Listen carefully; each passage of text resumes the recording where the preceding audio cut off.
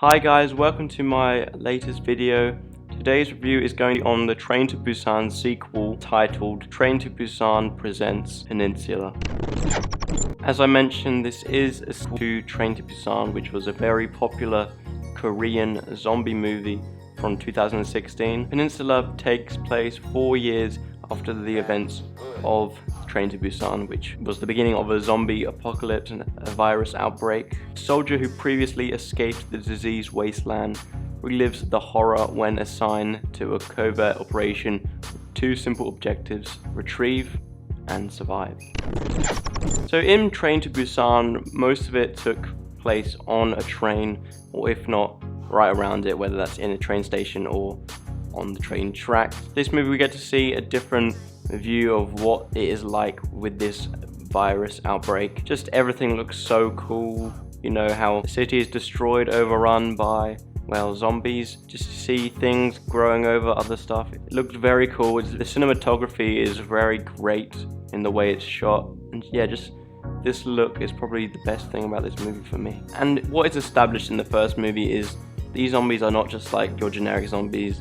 These ones go off site. You know, they can hear, but they tend to go off site. So if a zombie is running at you and say you hide under a blanket or something, it won't see you, so it won't attack you, I guess. But they use that to create some unique and creative things in this movie. You know, as they only use their sight in pitch black or at nighttime, the zombies are pretty much blind, so when trying to attract the zombies to a certain location, the use of flares or firing at certain people so the zombies would attack them, or even the use of the headlights from cars, it just made for some creative and unique zombie action. And that also includes one of the characters. I'm not going to try attempt saying their names because they're all in Korean and I feel like I'll mispronounce a lot of them. But this young girl, she uses this remote control car which is full of all these flashy lights and drives it through this horde of zombies and then leads them away, distracting the zombies and leading them to a new direction so the antagonists can get past without problem. Maybe not as high as in the first movie, but this movie still does impact some emotional punches between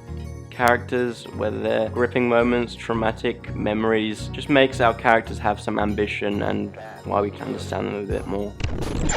Now, on to the cons, and unfortunately I have quite a few. So Train to Busan felt like such a unique film, you know, very unique idea. It took place on a train, constantly moving train pretty much the whole time, and just made for some interesting action. It had some very nice character moments and pretty much it seemed like perfect zombie movie. I hate to say it, but I feel like this film feels a bit like a sellout. You know, it's gone to more of these cliches, especially zombie cliches. Where it does introduce some cool ideas, a lot of it feels very familiar. By no means does this actually feel like a sequel to Train to Busan. It doesn't feel like it's related. I feel like it's just used the Train to Busan name just for marketing reasons. And as it's trying to spread to a wider audience, you know, Train to Busan was very popular in South Korea, but in terms of box office, it didn't do too well worldwide. But as it's been a few years, that world has been known to be a good zombie movie. So for this movie, they've added in a lot of English dialogue mixed in with the Korean, and sometimes it gets a bit confusing. You know, I was fine with it just being in Korean. You constantly have to adjust your brain to all the different types of dialogue. You know, sometimes they talk in English to the Korean people and then they reply in Korean. You know, it gets a bit confusing sometimes and hard to keep up with. It just would have been simpler if they kept it with just Korean. It didn't have the fast-paced tension of the first movie. It was a lot of action and long dialogue and just boring sequences, and just how fast-paced the first movie was is how much I loved it. It's one of the reasons why I loved it so much. And it feels a bit odd because obviously the first movie takes place just as the outbreak starts, and this jumps forward 4 years, and it shows us a lot of the time it just shows us humans be humans. You know, can make for some interesting stuff, but the concept has been spread out so much in movies and even TV shows. You know, part of the downfall of The Walking Dead is when it's got rid of a lot of the zombie action, just focused on the human relationships. If they were going to introduce this in this franchise that they've just made into a multi-movie franchise, maybe it would have been good for a third movie, but it feels like it skips ahead of a lot of things. Could have been more interesting with just running through a city being chased by zombies the whole time. It doesn't have to involve all these different gangs and all that. It just doesn't add anything to the zombie genre that we haven't seen before. Even though there's a lot of cool action which you hadn't really seen in the first movie. There's a very CGI heavy with a lot of stuff which looked a bit unfinished, I guess. It didn't look great, the CGI. And just judging off how bizarre the Fast and Furious franchise has gone, it began as street racing.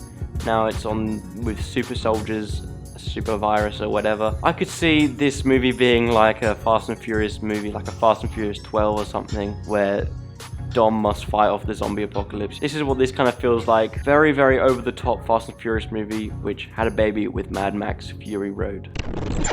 So those were my thoughts on Peninsula. I reckon my thoughts may have been less negative if it was a separate movie from Train to Busan. As I've said, they've obviously put the Train to Busan title in it to appeal to a wider audience and just to make a bit more money. Since it's such a different type of movie to Train to Busan, it's left me quite disappointed, I must say. I would have preferred this if it was a standalone zombie movie, but it just felt so off compared to Train to Busan. And for that, Train to Busan Presents Peninsula gets a 5 out of 10 from me. There were some big scale action sequences, but I just couldn't get on board with what was going on with this movie compared to the first movie. I still give it a watch. Just don't go in thinking, oh, it's going to be Train to Busan 2, because it's a very different type of movie. Thank you guys so much for watching another one of my videos. Please let me know in the comments what you thought of Peninsula, if it disappointed you or if you thought it shouldn't have been titled with Train to Busan in it. I'd really appreciate if you would like and subscribe, as I'm bringing out a lot of content this month and it feels like I'm making a video a day, so your support would help keep me motivated and keep making my content better. Once again, thank you for watching. I really hope you enjoyed, and I hope to see you in my next video.